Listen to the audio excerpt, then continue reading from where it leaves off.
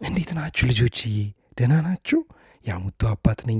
ዛሬም አዲስ ተረት ይዤላችሁ መጥቻለሁ። እናትና አባታችሁ ደግሞ ጎበዝ ናቸው፣ ምንም አይረብሹም፣ በጣም ጎበዝ ልጆች ናቸው ብለው ስለነገሩኝ ሌላ አዲስ ተረት ይዤላችሁ መጥቻለሁ። ዛሬም በደንብ ጸጥ ብላችሁ አዳምጡኝ እሺ ጎበዞች። ተረት አንድ አንበሳና አንድ አይጥ ነበሩ። አንድ ቀን እኮ ነው አንበሳ ምግቡን በደንብ አድርጎ በላና ሆዱ ጠገብ ሲል ለሽ ብሎ ተኛ።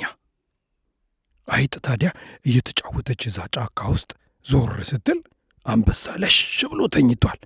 ከዛ ይሄ ቶሎ ሂጅ አሁን ልጮት እስቲ እየዘለልኩ አንበሳ ላይ ብላ አሰበች።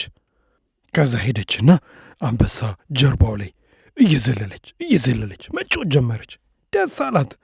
አሁንም ከአንበሳ ላይ ትወርድና መሬት ላይ እንደገና ደግሞ ወደ አንበሳ ላይ ጀርባው ላይ ትወጣለች። ከዛ አሁንም ትዘላለች። ዋው በጣም ደስ ሲል እያለች ትዘላለች። አንበሳ ግን በጣም ጠግቦ ስለነበረ ለሽ ብሎ ተኝቷል። ግን አይጥ በጣም ስትረብሸው ሲያይ አይጥ እየዘለለችበት ነው። ዞር በይ እንጂ አንቺ አይጥ መተኛ ትፈልጋለሁ እኮ ዞር በይልኝ አትረብሽኝ አላት። አይጥ ከዛ ዞር ብላ ሄደች። አሁንም ተመልሶ አንበሳ ለሽ ብሎ ሲተኛ እንደገና መጣችና አሁንም መዝለል ጀመረች አንበሳ ጀርባ ላይ። አሁን በጣም ተናደደ አንበሳ። ከዛ አይጥን በጣም ተቆጣት። ከአሁን በኋላ እንዳትዘይብኝ መተኛ ትፈልጋለሁ አላት።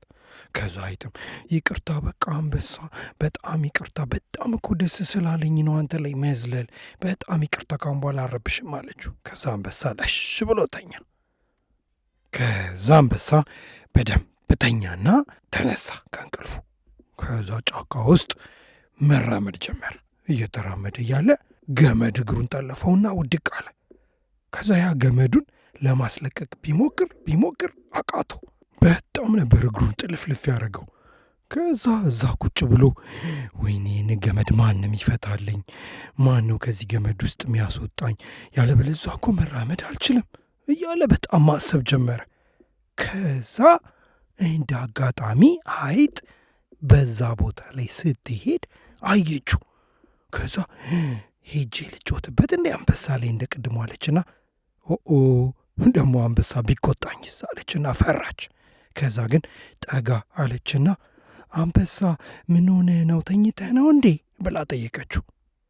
አይ አይጥ ይሄ ገመድ እኮ እግሬን ጠልፎኝ ነው መራመድ አቅቶኝ በጣም ለመበጠስ ሞከርኩኝ ግን አልቻልኩም አላት።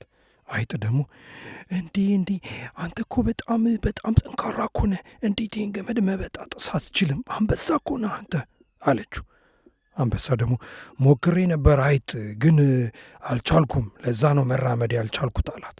ከዛ አይጥ ደግሞ እኔ ግን ልርዳህ አለችው። አንበሳ ደግሞ አይ አይጥ እኔ ያቃተኝን አንቺ ልትፈቺ ነው? እኔ አይመስለኝም ምትቺ፣ ለማንኛውም ነይና ሞክሪ አላት። ከዛ አይጥ ደስ አላት። ሄደችና ከዛ የአንበሳ ግርጋ ያለውን ገመድ በጥርሷ ንቅስ እያደረገች መበጣጠስ ጀመረች። ከዛ ሁሉንም ገመድ በጥርሷ ብጥስጥስጥስ አረገችለት። ከዛ አንበሳ ገረመው በጣም። ኤዲ አይጥ አንቺ እንደዚህ በጣም ትንጥዬ የሆነሽ ይህን ሁሉ ገመድ መበጠስ ትችላለሽ? በጣም ይገርማል። እዲ በቃ እኔ ከዛሬ ጀምሮ የዚህ ጫካ ንግሥት ነው ማረግሽ። እኔ ንጉሥ ነኝ፣ አንቺ ደግሞ የዚህ ጫካ ንግሥት ነው የምትሆኘው አላት። ከዛ አይጥም በጣም ደስ አላት። እያለች አንበሳዬ እኔ ግን አንዴ መዝለል እችላለሁ ጀርባ ላይ በጣም ደስ ብሎኝ ነበር ባለፈው ስዘል አለችው። ከዛ አንበሳም ትችያለሽ እንደፈለግሽ ዝለይ አላት። ከዛ አንበሳ ላይ አንዲ ጭንቅላቱ ላይ ትወጣለች ትዘላለች፣ አንዲ ጀርባው ላይ ትወጣለች ትዘላለች። ከዛ ደስ ብሏት ዘላ ሲደክማት ውይ አሁንስ ደከመኝ በቃ አመሰግናለሁ አንበሳ እያለችው።